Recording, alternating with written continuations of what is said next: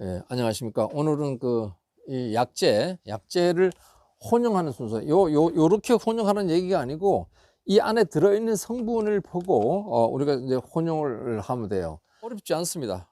뭐, 입상이다, 뭐, 액상이고, 뭐, 소화제고, 뭐, 유제고, 뭐, 전착제고, 뭐, 이렇게 돼갖고, 그게 액상이 뭔지, 뭐, 아는데, 한참 생각하지 않으면 뭐 어렵습니다. 그래서 제가 오늘 이제 생각해낸 것이 여러분들 이제 외우기 쉽게 말씀 좀 드리고자 이렇게 합니다. 물론 농약을 혼용할 때는 한 개씩 넣고 완전히 교반한 다음에 섞은 다음에 그 다음에 하나 넣고 이래야 돼요. 그냥 급할 때는 이거 넣고 그냥 위에다 막 붓는데 그건 뭐 아닌 것 같아요. 그리고 우리 배웠을 때는 하나 완전히 이렇게 혼용시킨 다음에 또 다른 거 하나 또 넣고 혼용시키고 또 다른 거 하나 넣고 혼용시키고 하나 넣고 이제 혼용시키고 이렇게 해서 혼용시켜 가지고 약재를 이제 살포를 해야 됩니다. 그런데 그렇게 안 하는 경우가 좀 있죠. 그래서 그렇게 안 하면은 안 된다는 것을 말씀드리고, 우선 이제 혼용하는 순서를 말씀드리면은 첫째 물이 묻지 않는, 그러니까 여기는 다 이쪽에 물기가 다 있는 거예요. 반을 나누는 거예요. 물이 묻지 않는 약재부터 이제 먼저 넣으면 돼요. 이것은 알갱이죠, 알갱이. 아이고. 요건 알갱이다, 알갱이. 이렇게. 알갱이고, 요거는 이제 가루래, 가루.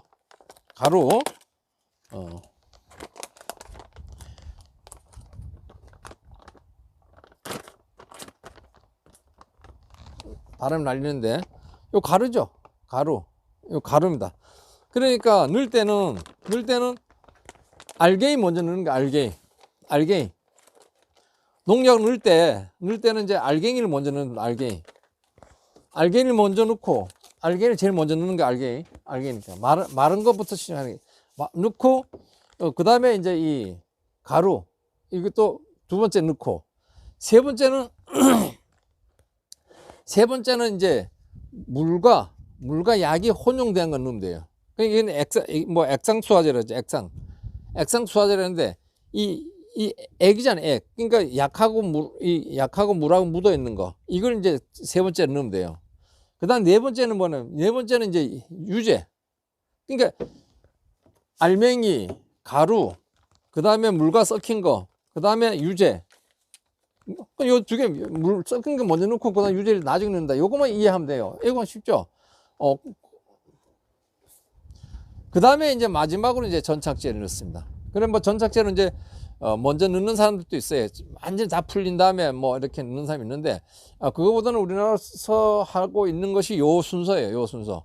그러니까 우리가 배워올 때는 알맹이 먼저 넣고, 덩어리죠. 그러니까 알맹이 덩어리가 먼저 덩어리 넣고, 그 다음 가루 넣고, 이건 뭐 이 안에 내용 중요하지 않습니다. 그 다음에 물과 약이 섞인 거, 그 다음에 물과 약이 섞여라고 쓰인 거, 그 다음에 뭐 여기 마코피카, 이게 전착제입니다. 전착제는 안 넣어도 되고, 요렇게 넣는 거예요. 그러니까 요걸 분류하면 돼요. 알맹이는 이제 덩어리니까 일찍 들어가는 일찍 넣는 게 맞겠죠. 예. 물이 다 없는 거예요. 알맹이도 굳어 있는 거니까 알맹이 먼저 넣고, 그다음 알맹이보다 더 작은 게 가루잖아요. 가루 넣고, 그러니까 물기가 묻어 있지 않는 것부터 넣는 거예요. 넣고, 그 다음에 물하고 약하고 묻어 있는 거 넣고, 이걸 액상이라고 그러던데, 그냥 그런 거 넣고, 그 다음에 유제가 있으면 유제는 그 다음 나중에 넣는 거예요. 유제를 나중에 넣는다. 그럼 뭐 외우기 쉽죠? 이거 그냥 이건 뭐 입상수화제, 뭐 액상수화제, 뭐 유제, 뭐 전착제, 이렇게 하다 보면 외우는 게 힘들어. 예. 저는 이제 이거 이제 신경 썼으니까 하는데, 거의 그냥 맘대로 타는 사람 많을 거예요. 그러니까 일단 이렇게 외워 주시면 돼요. 예. 그러니까 이 알맹이 먼저 넣고, 알맹이보다 조금 약한 것이 가루잖아요. 가루 그다음 넣고, 그 다음에 약하고 물하고 섞인 거 넣고, 그 다음에 유제라고 표시되어 있는 거 유제 넣고, 그 다음에 전착제 넣으면 그러면 돼요. 그렇게 되면, 그렇게 넣어서 완전히 교반한 다음에 하는데, 자, 아침에 치는 약재들은 뭐 거의 아침에 이슬이 비고 주는 게 좋습니다. 그런데 이슬이 이제 있어서 좋을 때도 있어요. 습도가 많이 있을 때 치게 되면 빨리 스며드는 그런 효과는 있고, 또 이 해충들은 저녁에 그 약을 치는 게 좋습니다. 벌이한테 좋고. 그래서 벌이 사과를 이렇게 수정시켜서 만들어 주잖아요. 그다음에 이제 하나 좀 작년에 그 새들이 와서 아주 엄청 사과를 이 한 줄은 거의 여기 산입니다. 산이기 때문에 한 줄을 놔둬도 아주 다 파먹었어요. 그러고 나서 이 밑에서 또 내려와 파먹더라고요. 야, 그래서 고민했는데 그런 새들을 좀 잡아야 되겠어요. 그래서 잡기 위해서는 우리가 약재를 보면은 이 약재들이 보면 요 그림이 있어요. 그림. 요 그림을 보시면은 새가 죽는 약이 있어요. 여기 보면 이제 마스크로 하라 그랬고, 그 다음에 고무장갑으로 하라 그랬고, 보안경을 쓰라 했어요. 여기 요 만루프입니다. 만루프. 그래 돼 있고, 그 다음에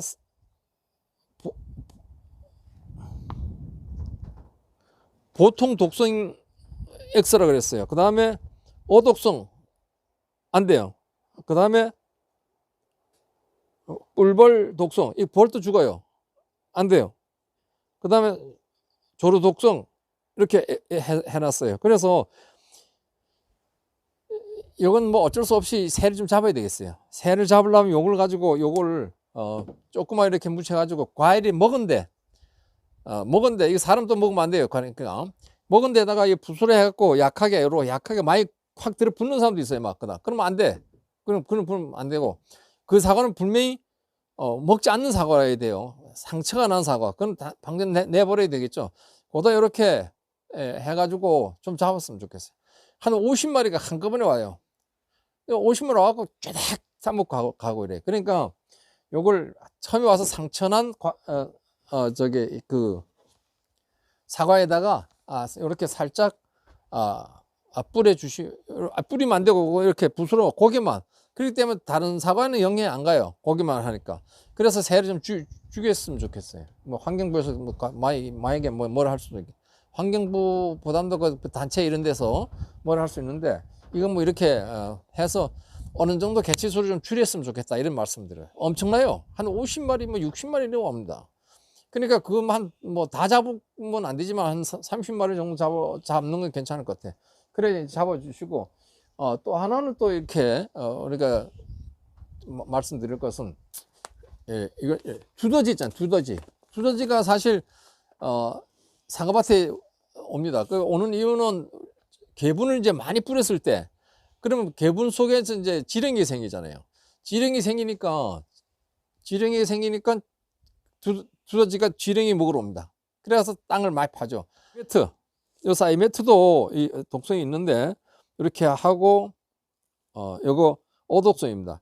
요거는 땅에 뿌리는 거기 때문에, 사과밭에는 등록도 있지 않아요. 사과밭에는. 이거 뭐 마늘 이런데, 양파 이런데, 무 벼룩 잎벌레, 배추 벼룩 잎벌레 이런 건데, 요것을 이제 두더지가 다니는 길에 이렇게 조금 그 구멍에다 이렇게 넣어 놓으면 이 구멍 속으로 이 냄새가, 사이미트 냄새가 쫙 퍼져가요.